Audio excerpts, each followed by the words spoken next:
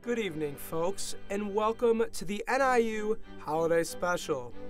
This special holiday production is brought to you by Dalilah Hollins, Dan Green, Dan Kainz, Kylor Ikoma, Sean Covington, Eric Solomon, Amanda Steiner, and Robert Buckley.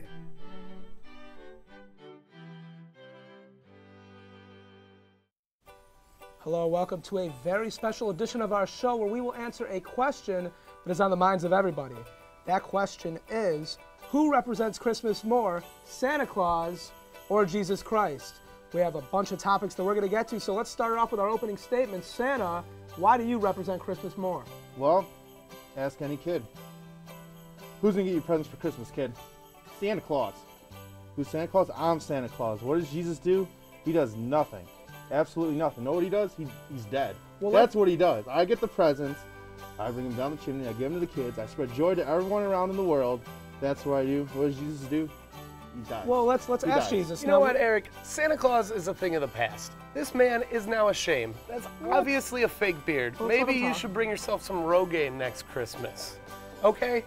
The holiday is named after me, Jesus Christ. Christmas. Okay? Yeah. Spanish speakers, more Christ. My holiday. Your holiday. Now let's branch off into a different direction now. Let's talk about movies. Obviously, a plethora of movies between both of you. How do you think that makes you represent Christmas more? Well, I mean, first of all, Jesus is the only movie, The Passion. He dies in it, so I don't get how you can represent Christmas when he's dying up to the cross. Where I'm here, my movies always end in a good time. Think Tim Allen in The Santa Claus. Tim Allen, a phenomenal actor, Home Improvement, one of my favorite shows of all time. It ends with Santa spreading joy to everyone else. My movies are positive reinforcements for children, adults of the type, and Jesus. What do your movies do, huh? You know what? The Passion is about self-sacrifice for the greater good of all mankind. Not so people, the Christians of the world, can get their presents on Christmas, okay?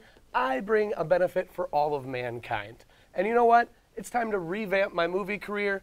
I got a fresh new haircut. We're bringing Jesus Sexy back this year. That is true. You did look like you just visited a Super Clips. I want to get back to something that you mentioned before, which is the kids. Now, as both of you know, Christmas is not all about the kids, though. Tell me how you represent Christmas to adults. Well, adults, I love them even more because they actually appreciate what I do for Christmas. While these rotten little brats, all I do, they want their toys. Unwrap, yeah, play it, my toy, yeah, throw it. They break it, and they ask for a new one next year. Like, what's the point? Okay. What's the point? I like the kids, but come on. Let's let Jesus respond. You seem like a really jolly, good role model for kids here. I am. Brats? What is that? Come on. I love and I appreciate the children of our world. All right, well, having said that, you do seem to be a little hasty towards the children. Do you think that's really the Christmas way? It's the Christmas way. I'm Santa Claus. Exactly. A man out of control. You let your power go to your head. We can't stand for it anymore. I work every day of the year, 365, 24/7. I don't want to take a day off. December 26th, Christmas Day, I take an hour break. I eat some lunch, you know, and I'm like, all right, let's start getting back in the saddle, start getting toys ready for the kids. You work every day of the year to make presents to prepare for one day of the year. You know, like people Me and my dad look over everybody every day of the year, taking care of every problem that comes up, not just building people toys. No, excuse me, but your dad does. When people think of Jesus Christ, they think of, oh, God, you are in his shadow. You want to be like him, and you can't be like him. That's your problem. You're trying to be something you're not. Okay, well, here, I want to give both of you the opportunity for about 30 seconds now to give your final statement about why you represent Christmas. Before the show, we did a coin flip in the back, and Jesus won. Would you like to go first or second with your final statement? I'll let the old man hang himself. All right, so Santa will give you 30 seconds. Look into the camera and give your final answer for why you represent Christmas. People of Earth, on December 25th, Christmas Day, when you get up from your lovely houses with your lovely children, you see all those gifts underneath that tree. You think, where'd these come from? We're too poor to afford gifts. Remember, it came from me. I went down that dirty chimney of yours that you failed to clean 10 years now. And I delivered gifts that your children want and that you want. You ungrateful people. All right, Merry Christmas. Very good, Santa. Jesus will give you 30 seconds now. Look into that camera and refute Santa. People of the world, I'm going to take the high road here. I'm not going to tell you what a sham this old man is, how he's becoming too overweight to even fit down the chimney. I've lost 10 pounds. We're going to focus on how much I care about you and how well I will treat you as the leader and the symbol of Christmas, a holiday to celebrate my birth and that is named after me. And so, as a last token of goodwill, enjoy your Carlo Rossi, Santa. Holy schmoly, he just did that. Thank you very much, guys. Both of you have very compelling arguments. The only thing is, I don't have an answer because I'm Jewish. So having said that, we do want to thank both of you for coming in. Ooh, what's in there? We want to thank both of you for coming in and taking some time out of your very busy schedules to answer this burning question. I'm Eric Solomon. Thank you very much for joining us.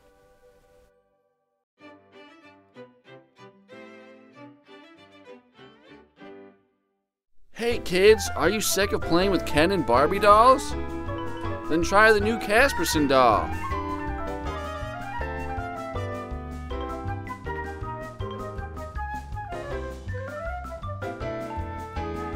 This special edition doll comes with pirate ship, pirate coat, telescope. Ahoy there! Wonderful! And a pirate chest containing Randy's booty, hair extensions, and various bottles of brand name hair products. And of course, Mr. Huggington. Wow, amazing! No worries, kids, you both can have it. Everyone can. Get your own Casperson doll for the low, low price of $69. I'm not cheap, you know. Get yours today. We're back. Now Kylor's Holiday Adventure.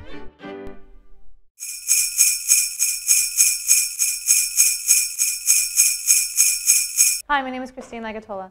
I am the Assistant Director for Outdoor Adventures at Campus Recreation. Outdoor Adventures is one of the program areas at the Rec Center. We offer team building, outdoor equipment rentals, and outdoor adventure trips. Our program's pretty unique. It's open to the public as well as to NIU. Over winter break, we'll have our Adventure Center will be open for rentals. We'll have snowboards, snowshoes, ice skates, air sleds, and cross-country skis. Also, we have a winter break trip where we're going up to the Porcupine Mountains in Upper Peninsula of Michigan. Once we get back for the spring semester, we're starting off with the Winter Wonderland Fun Day just to promote all of the trips that we have offered. The first one's going to be a day downhill ski and snowboard trip where you can sign up to get a ride with us out to Chestnut Mountain in Galena, where you can go downhill snowboarding. If you have your own skis, you could bring them, but we are also instructing people on how to snowboard. We also have custom trips, and so they're able to have anyone come out and with a group of people they know that want to sign up for a trip. It could be an organization like a fraternity or one of the clubs on campus, or just a group of friends that want to do something. They want to learn how to snowboard. You get 6 people as a minimum together, and we can go do it. You may have new students that just started at NIU, international students, or faculty staff, or a community member on the trips.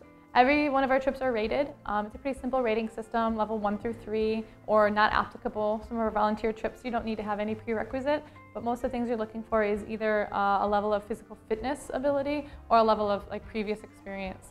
So most everything for our trips is provided. All you need to show up with is yourself and personal gear. Transportation, we have 2 university vans that we take on all of our trips. So when you sign up for a trip, you pretty much are paying for everything you need.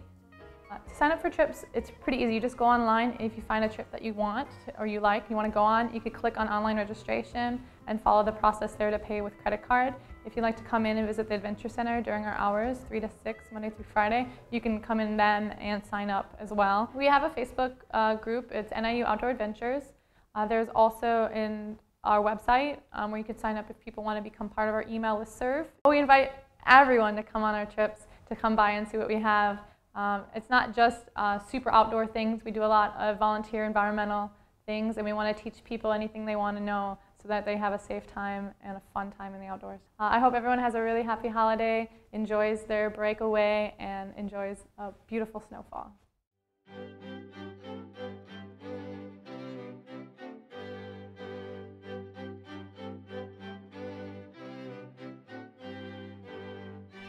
We are back to show you delicious holiday treats with Amanda Steiner and Dan Green's Holiday Cooking Corner. Thank you, Eric, and we do have a very special cooking segment for you today. We're here with our expert baker, Amanda Steiner. She is here to make us a delicious holiday treat. Right, Amanda? Yes, definitely. I'm here to show you how to make apple crisp. Have you ever made that before? I have not. What is apple crisp? Can you tell me a little bit about it? Well, this recipe, every recipe is different. This one happens to be really cheap, affordable, healthy, and easy to make. And everybody in their household should already have these ingredients. Amazing. Yeah, all you need is apples, flour, sugar, water, and butter. How much of each of the ingredients do you think we should measure out? Okay, well, basically I have 4 cups of apples that we're gonna place in this pan. Okay. So we're gonna do that. You can even them out. Even them out. Here we Yeah. go. Here we go. I noticed that the skin is on these apples. Does it matter if the skin is on or off? It does not matter. I prefer it because of the taste. Okay. So, yeah. Awesome.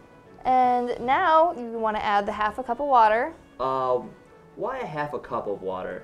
Well, that's what the ingredient calls for. Plus, it helps not keep the apples from drying out when it's baking in the oven. Okay, so more than a 1/2 cup would be a bad idea then? Yeah, it's gonna be all soggy and. Oh, okay. You know, nobody wants soggy apples. All right. All right, now. No. Yeah, we have 3/4 a cup of flour here. Okay, I want you to add the cup of sugar in it. Okay. Notice this is white sugar. Why aren't we using brown sugar? They both have different flavors. You know, the taste. White's preferred. Okay, so I just, make it evenly spaced or just dump it all Doesn't in? matter, just dump it all in. Sorry, I need to make sure. I'm not the expert at baking, okay? It's okay. Now just stir it for me. Okay, I'm stirring. Good. Now we're going to add a 1/2 cup of butter to it, okay? Whoa! Yeah, here. Get that all out. There we go. Now stir it. Okay. And now we're going to wait until it's all crumbly and all the butter is evenly distributed in it. Okay. This seems, fairly simple. You think you'd get maybe some holiday cooking together with your kids, Oh, yeah, definitely. This is so easy that they will never get bored, and it's fast and delicious. Oh, my goodness, so good. Great. You think they'll want to eat it when it's done? I mean, you did say healthy, right? It's very healthy compared to all the other treats that parents make for Christmas. This is very healthy. Okay, so it seems like I'm getting close here. I don't really know. You're very close. You want to take out the rest of this butter and put it in there? Yeah, let's grab this. Yeah, butter. We all love butter, right? The more butter, the better. I mean, especially with a healthy treat, There we go. All right, so there we go. You're basically done. It's going to look all crumbly. Awesome. Yeah, now just dump it on this, all of the apples. Okay, so all of this goes in there. I don't mix it, I just dump it over the top? You're just going to dump it on there. Okay. Easy enough. All right. Little kids would love that, just dumping it on there. Awesome. Yeah, now. Put it all on there. Yeah, now just evenly distribute it around there. Okay, so we spread it out over the top. Yep, just spread it out. So, can I add cinnamon on top? Yeah. And then just, how many degrees again? 350. Okay. And it's only going to last 30 minutes, which I actually already made one. So a half hour, and you got a delicious, healthy dessert. We're going to do this. All right, I'll take a little bite here. Awesome. All right, Cheers. Cheers. See, and it's really good. Fantastic. Yeah, and it's healthy. Mm-hmm. Yeah. So. Well, now I got my mouth full. Well, I'm going to hand it off. Thank you for joining us. This has been our cooking segment. After the break, we're going to come back with Amanda Steiner to teach us how to survive the rest of the holidays. Yep. Oh my gosh, I am so hungry. I wonder what I'll eat today. Steak and Shake? What? Oh my God, it takes so long for me to get my food here though. McDonald's? Oh man, this was ready so fast, but the portion size is so small. I'm not gonna be filled off of this. Oh my gosh, what is this? Hey, Dan Green, and welcome to Chipotle. I'm Paul, your server, and hey, here's your meal, all hot and ready. Wow! Large portion size. This is amazing. It was ready right away. You know what? Don't forget that Chipotle has a strong history of serving only the finest organic ingredients, making us food with integrity, all within one of thousands of stores near you, me, and all across the country. Thank you, Chipotle, for this amazing meal. You're welcome, Dan.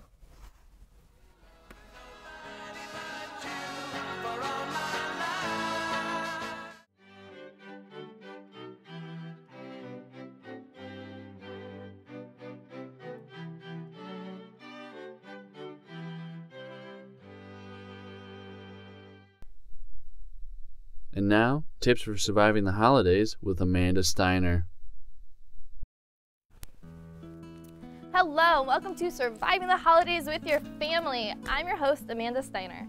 Now, you'll be spending time with your family, and their favorite activity is counting the calories you consume and telling you why the dog deserves a room of its own. Or a relative calls you by the wrong name.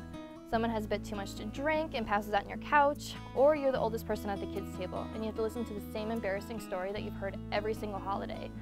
All of these things may in fact drive you over the edge. But here are some helpful tips to help you survive the holidays with your family. 1, keep a sense of humor. Let's face the facts, everyone's family is a little crazy in their own way, some more than others. And the holidays add more stress than we would like to admit. Instead of feeling flustered and embarrassed, pretend your life is a TV sitcom and have a good laugh. Remember, what doesn't kill you makes you stronger. 2, keep it real. Don't set the standards so high that you are going to get disappointed. The perfect, magical holidays sold to us in commercials and movies are nothing but peppermint fantasy. This is real life. And yes, Grandpa on the porch cursing out the neighbors in his underwear, that's life. So skip all of that and grab an extra mug of eggnog and join your grandpa outside. It might even in fact be fun. 3, remember you are not Santa Claus. We all want to give good presents, but don't take the gifting too far. There is nothing like seeing a surprise and joy spread across the loved one's face. But Christmas isn't about that. It's about spending time with your family members, not spoiling them rotten. 4, be a good sport about that ugly sweater. We have all gotten that gift. You know the one I'm talking about, that ugly, tacky Santa suit or the ridiculous Rudolph sweater your grandma knitted you. Part of the holiday is putting up with your family, meaning getting clothing that you do not like at all. Yet even if the outfit is hideous and you're about to blush with embarrassment, try to remember it could be worse. You could be dressed as a pink rabbit.